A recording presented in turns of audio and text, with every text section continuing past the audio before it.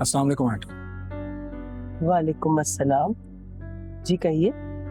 Aunty मुझे दुआ से मिलना था, घर पर हैं वो? जी है तो घर पर ही, मगर आप कौन? मैं इब्रार इब्रार अहमद। एक्चुअली दुआ मेरे ही ऑफिस में काम करती है। अच्छा अच्छा, आइए आइए।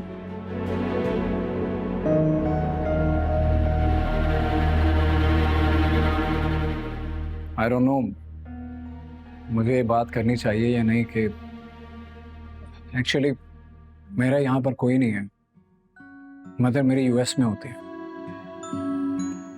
इसलिए मैंने सोचा मैं खुद ही बात कर लूं। हो सकता है आप लोगों को मेरी बात बुरी भी लगे, लेकिन मैं बेटा क्या बात करनी है, खुलकर बताओ, हिचकिचाओ मत। आंटी दुआ एक बहुत सुलझी हुई लड़की है और उसमें मुझे अपना शरीके सफर नजर आता है।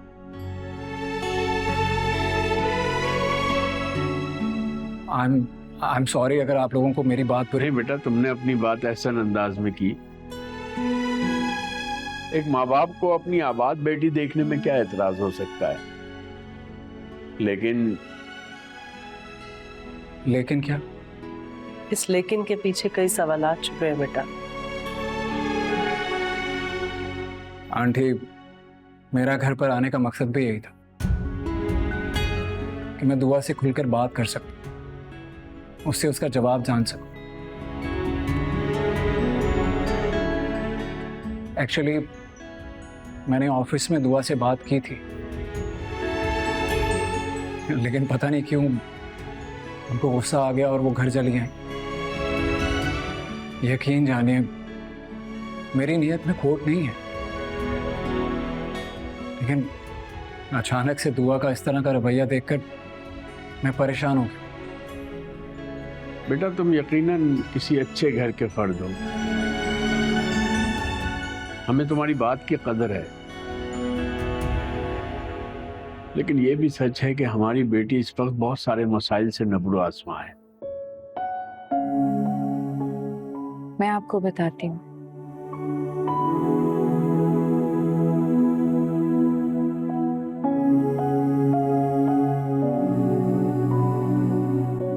ये मेरी बेटी है।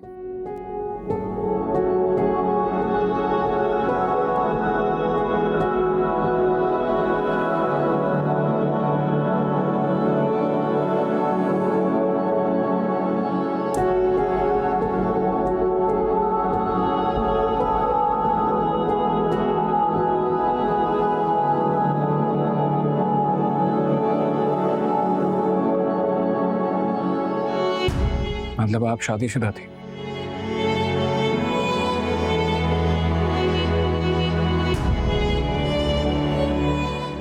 और ये वो वजह है जिसकी वजह से आप परेशान रहते थे?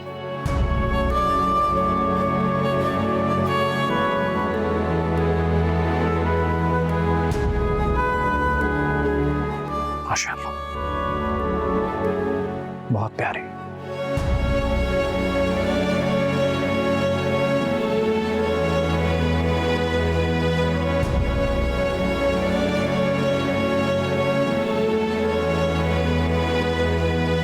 दुआ,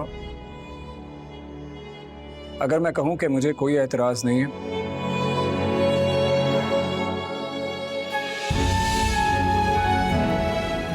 और मैं आपकी बेटी को दिलो जान से कबूल करने के लिए तैयार हूं,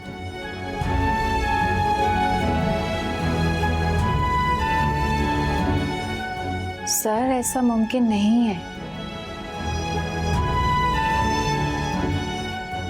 क्यों मुमकिन नहीं? क्योंकि ना तो मैं बेवा हूँ और ना ही तलाक याफ्ता। मैं किसी के निकाह में हूँ।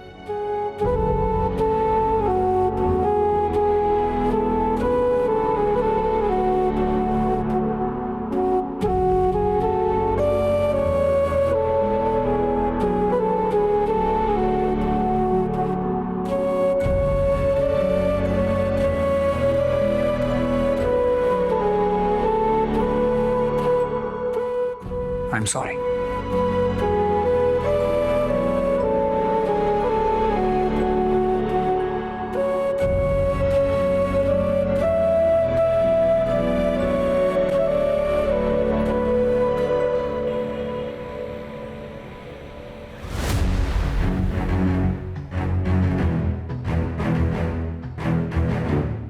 ये मेरी बेटी है।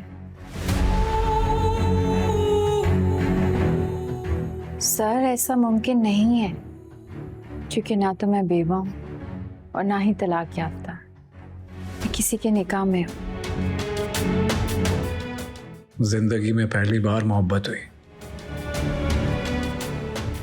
और उसमें भी नाकामी हो गई।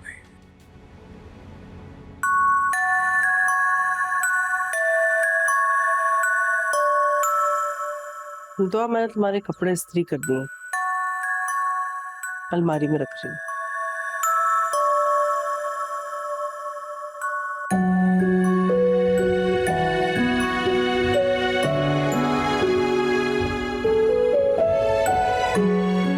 अम्मी, आप राबिया को पकड़िएगा, मैं इसका दूध बना कर ले आती हूँ। तुम रहने दो, मैं लेकर आती हूँ।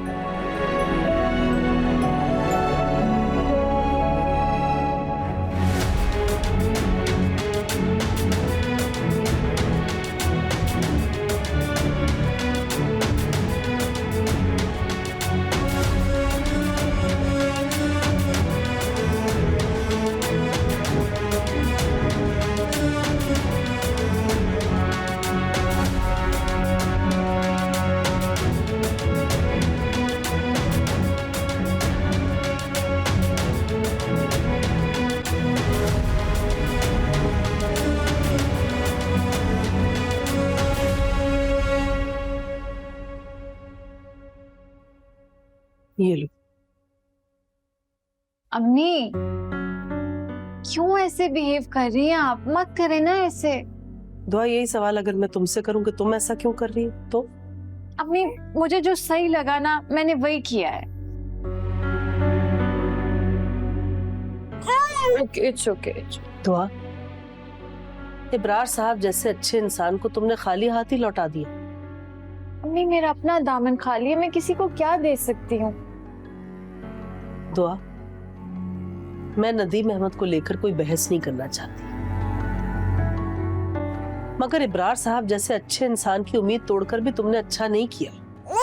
एक नाउम्मीद इंसान किसी की उम्मीद कैसे बर्दाश्त कर सकता है? बेटा, नाउमीदी मायूसी की जिद है। जिंदगी में यूं अच्छे मौके बार बार नहीं मिलते। तुम समझ रही हो ना मैं क्या कह रही हूँ? कुछ सोचो तो सही। मैं सोच चुकी हूँ अम्मी। कुछ दिन ठहर कर मैं अपनी नई नौकरी तलाश कर लूँ। दुआ, इन सारी बातों का भला तुम्हारे काम से क्या ताल्लुक है? मुझे नहीं लगता कि तुम्हें अपने काम के बीच इन सारे मसलों को हायल होने देना चाहिए। अम्मी, इस सब के बाद वहाँ काम करना मुनासिब नहीं है। मैं अनकंफर्टेबल होकर काम नहीं करना चाहूंगी वहाँ पर। वैसे भी मैं ये जॉब राबिया के लिए कर रही थी। आप देखिएगा, आगे भी कोई ना कोई राह निकल आएगी।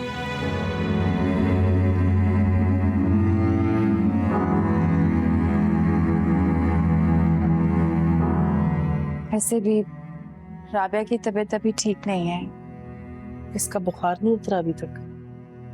यानी उन जालिम आपाओं ने क्या दुश्मनी निकाली इस मासूम से।